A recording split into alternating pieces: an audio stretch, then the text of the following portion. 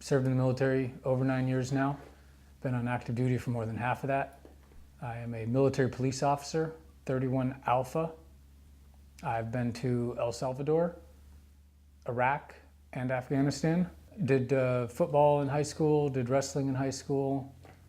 I enjoy long walks on the beach, occasionally getting caught in the rain. That was one of the weird things coming back from Iraq, honestly, because of how hot it was and how dry it was. I loved the rain when it came back. I missed it so much. It was something that I definitely missed. And you really can't understand it until you've been in 110-degree weather at 5 o'clock at night. Not in the middle of the day, at 5 o'clock at night when it's supposed to be cooling off. I'm an only child, born and raised in Kansas, and then I've lived all over since then. Dad was active duty, stepdad was active duty, so I had 5 different elementary schools, 2 different middle schools, 2 different high schools. Graduated high school out of Italy, went to college north of Pittsburgh, about an hour, Slippery Rock University. You went to Slippery Rock? Yes. I went to UT. They're always at halftime. They always announce the score because it sucked. Yeah, we were a terrible football team, Slippery horrible Rock football team. University, Yeah, it's north of Pittsburgh, about an hour. That was something Dad always made a joke about. Was he used to tell me they used to give the box score of the Slippery Rock game for whatever reason. Was commissioned through ROTC at Slippery Rock University. It was an Army ROTC program. Commissioned 18 December 2004. That's when I received my my gold butter bars, as they call them. So I was a second Louis or a second lieutenant. Did some platoon time, did some company time, did XO time, did motor pool, maintenance officer, all the additional tasks and duties you can get. Picked up captain March 2010, and that's when I pinned on my captain bars. I was actually at Fort Polk, Louisiana at the time, and we were training teams to go there. Like I said, I've been to El Salvador. That was a reserve security mission. We pulled security for veterinarians and the nurses and the doctors and everybody that went down. They were doing a foreign vet-ret and med-ret, which is a veterinary readiness exercise, readiness training exercise, and a medical readiness training exercise. And we provided security for doctors and veterinarians and you name it that was down there doing their mission. Our mission was to provide security for them. So we did that for a month. That was 2006 we were down there. And 2008 deployed to Iraq. 2008, 2009 was in Iraq. We started at Camp Cropper in Compound 5 and then moved to Fob Grizzly north in Ashraf. And then I did a theater area recon, 29 days, all over Afghanistan, starting in Kabul International Airport to Camp Dublin, to Bagram, to Mazar Sharif, to Herat, to Kandahar, Camp Nathan Smith, and all parts in between. We were all over in 29 days.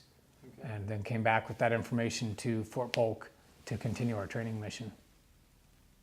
Hunting and outdoors has always been big to me ever since I started growing up. I've been an avid hunter, been an avid fisher.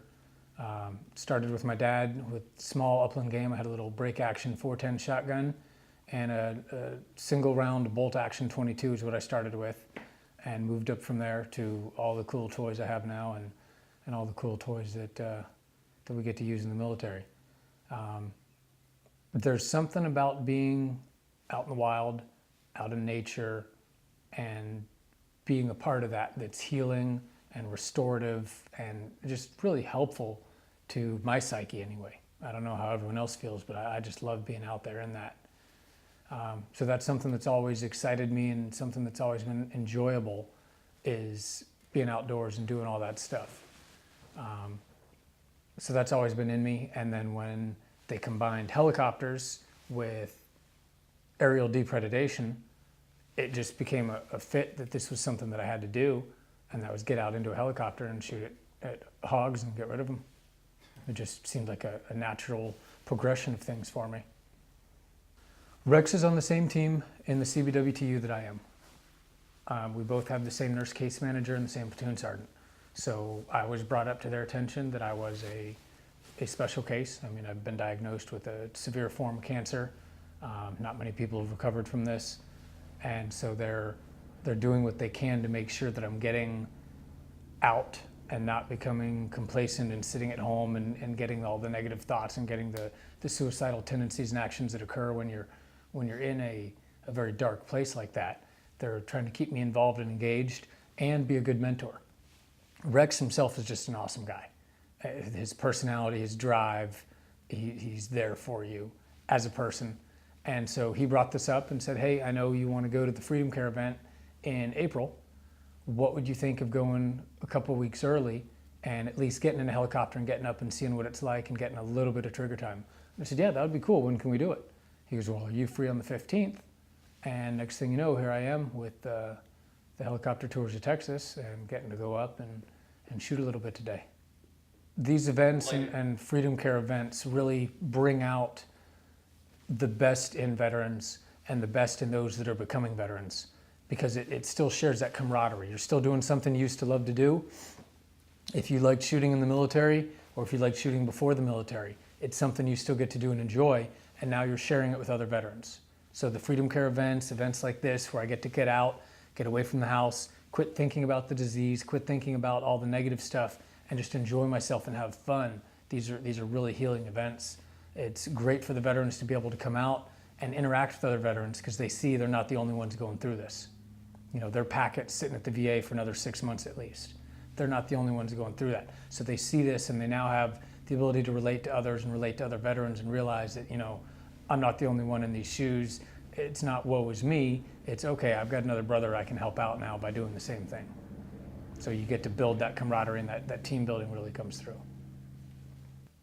I've become a little more vocal and political in how you phrase all these things anymore with all the interviews I've had to do now. So I was gonna say, you've probably done a few interviews. yeah, we did a lot while we were teaching. We'd have people come through and ask about our mission and ask what we were doing in Fort Polk and training all those soldiers going down range. So we always had a media crew coming through.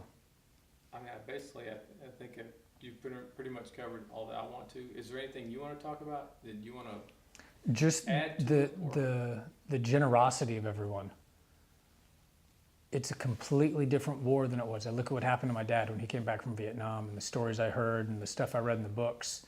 We've got so many organizations and so many people that really want to help and are really trying to do something towards veterans and to help progress them. And you look at what Jamie's doing with this program, and you look at Rex trying to help other veterans and get them all involved and get Freedom Care to be even something bigger. You really look at how much time people are putting into this and how much they're sacrificing now for the veterans. It's really something good to see. It's completely night and day than what it used to be. I know when I was initially put into the program, my dad was worried that I was going to be on a cot in the corner of some barracks room. And then he came down and saw the WTU program in San Antonio and how they're treating soldiers coming back and how they're treating amputees and burn victims and everybody. And it was just a real good eye-opener to see that we're progressing. We're actually taking care of those that we need to take care of now and honor our commitment to them for their commitment to us. It's just an awesome thing to see.